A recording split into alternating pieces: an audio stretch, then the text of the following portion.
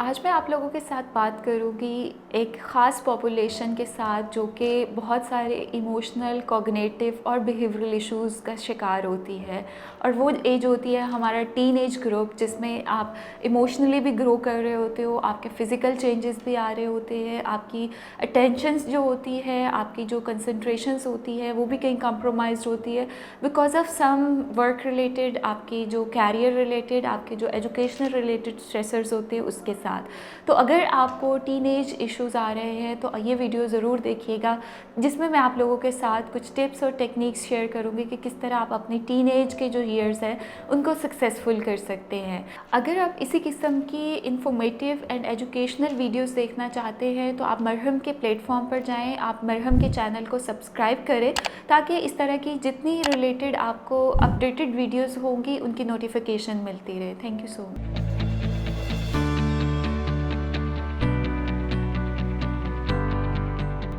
मेरा नाम आमना इफ्तिखार है and by profession I am a clinical psychologist and behavioural therapist. और करेंटली मैं rainbow obesity and eating disorder centre Shadman और एवरकेयर हॉस्पिटल और ऑनलाइन अपनी सर्विसेज मरहम के प्लेटफॉर्म से फ्राहम कर रही हूँ। जैसे मैंने शुरू में ज़िक्र किया है कि हमारे यहाँ हर एज के मुख्तलिफ मसाइल होते हैं। अगर हम बच्चों की बात करते हैं तो वो उनकी डेवलपमेंटल एज होती है जिसमें वो स्कूल गोइंग होते हैं, उनको एक स्टडी का प्रेशर होता है जिसकी वजह से वो प्रेशर का शिकार हो जाते हैं। सेकेंड हमारी कैटेगरी आती है टीन एज की, जिसमें हम 13 साल से लेकर 19 साल के बच्चों को जो है वो कंसीडर करते हैं, जो कि सबसे वल्नरेबल और वो एज होती है जिसमें आपकी एजुकेशनल प्रेशर्स होते हैं, आपके कैरियर रिलेटेड गोल्स होते हैं और आपके इमोशनल इश्यूज़ बहुत ज़्यादा आ रहे होते हैं, आपके फ़िज़िकल चेंजेस आते हैं, आप पुबर्टी की तरफ जा रहे होते हो। इन सारी चीज़ों को अगर सम अप करें तो ये एक ऐसा क्रिटिकल टाइम होता है जिसमें आप पेरेंट्स के साथ भी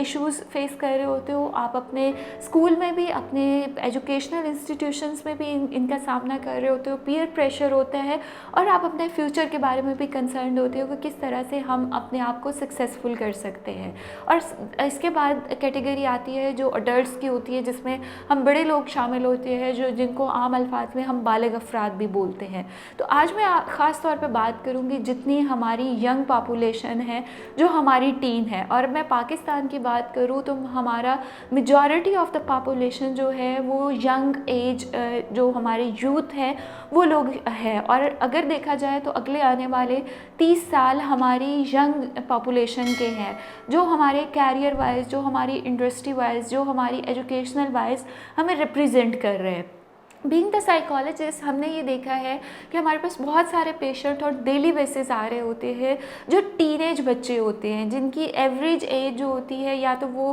13 साल से लेकर 15-17 साल की एज तक होते हैं, जो ओ लेवल्स, ए लेवल्स या मैट्रिक इंटर के बच्चे होते हैं। अब उनके किस तरह के मसाइल हमें सबसे ज़्यादा रिपोर्ट होते हैं? पहला उनको मसला आ रहा होता है कि हमें समझा नहीं जाता, हमें अंडरस्टैंड नहीं किया जाता, हमारे पेरेंट्स, हमारे फ्रेंड्स हमें अंडरस्टैंड नहीं कर रहे, जिसकी वजह से वो एक कांस्टेंट मेंटल प्रेशर का शिकार होते हैं। दूसरे इनके जो मसाइल होते हैं उसमें इनको कैरियर या इनको अपने एजुकेशनल गोल सेट करना नहीं आ रहे होते। बहुत सारे ऐसे टीनेज बच्चे होते हैं जिनके स्ट्रेस रिलेटेड इश्यूज़ वो होते हैं कि उन्होंने दूसरों के इन्फ्लुएंस की वजह से एक अपना एजुकेशनल गोल सेट कर लिया या अपनी एक डोमेन सेट कर लिया कि मैंने इंजीनियरिंग में जाना है, मैंने डॉक्टरी में जाना है, मेडिकल फील्ड में जाना है या आर्ट्स में जाना है। जब वो उसके फील्ड के अंदर जाते हैं तो पहला जो उन्हें एक कांस्टेंट स्ट्रेस आता है वो होता है कि उनका एप्टीट्यूड मैच नहीं कर रहा होता उनके गोल्स के साथ। बहुत सारे टीनेज बच्चे अगर इस वीडियो को देख रहे हैं तो वो मेरी इस बात से इत्फाक करेंगे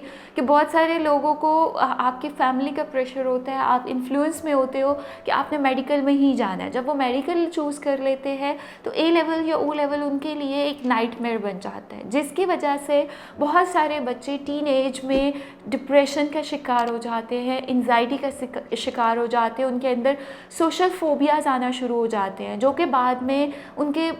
ओवरऑल परफॉर्मेंस को नेगेटिवली इफ़ेक्ट करना शुरू कर देते हैं। यहाँ पर मैं पेरेंट्स को भी थोड़ा सा जो है वो एजुकेट करना चाहूँगी कि कोशिश करें कि अपने बच्चों को अंडरस्टैंड करें। दूसरे हमारे टीनेज के मसाइल आते हैं जिसमें उनकी जब इमोशनल अटैचमेंट होती है, ये वो एज होती है जिसमें आपकी टूवर्ड द ऑपोजिट जेंडर आपकी अट्रैक्शन, आपकी एसोसिएशन बढ़ रही होती है। और हमारे यहाँ जैसे कि को एजुकेशन का सिस्टम है तो बहुत सारे बच्चे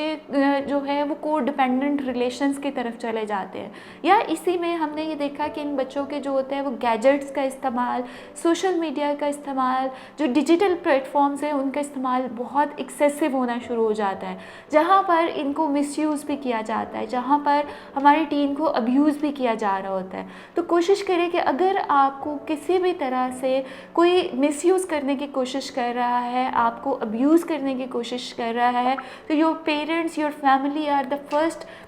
जो आपका एक प्रोटेक्टिव सोर्स है, आप उनके पास जाएँ, उनके साथ अपने मसाइल को डिस्कस करें। अगर आप ये समझ रहे हैं कि हम इस काबिल हो गए और हम अपने मसाइल को खुद ही हैंडल कर रहे हैं, तो ये हमारी पहली गलती है जो मैं टीन को अलर्ट करना चाहूँगी, जितने हमारे टीनेजर है, जितनी हमारी यूथ है, कि अगर कोई भी आपको इमोशनल इशू आता है, अगर कोई भी आपको स्ट्रेस रिलेटेड इशू आता है, तो कोशिश करें कि अपने घर वालों के साथ उसको डिस्कस करें। अगर आपका घर वालों के साथ अच्छा कम्युनिकेशनल बाउंड नहीं है, तो जो आपके दूसरे फैमिली मेम्बर्स हैं आप उनके साथ डिस्कस करें। Discussion is the first step toward the solutions. तो अगर हम इन चीज़ों की तरफ फोकस करें, अगर हम अपने मसाइल को अर्ली स्टेजेस पर आइडेंटिफाई कर ले, तो यकीनी तौर पर आपके जो यूथ का पीरियड होता है वो बहुत पीसफुल आप रहते हो और सक्सेसफुल भी रहते हो। तो इन टिप्स को अपने माइंड में रखें और कोशिश करें कि इन पे अमल करें, ताकि आपके जो day to day related task होते हैं, जो आपके एजुकेशनल प्रेशर्स होते हैं, जो आपके इमोशनल नीड्स है,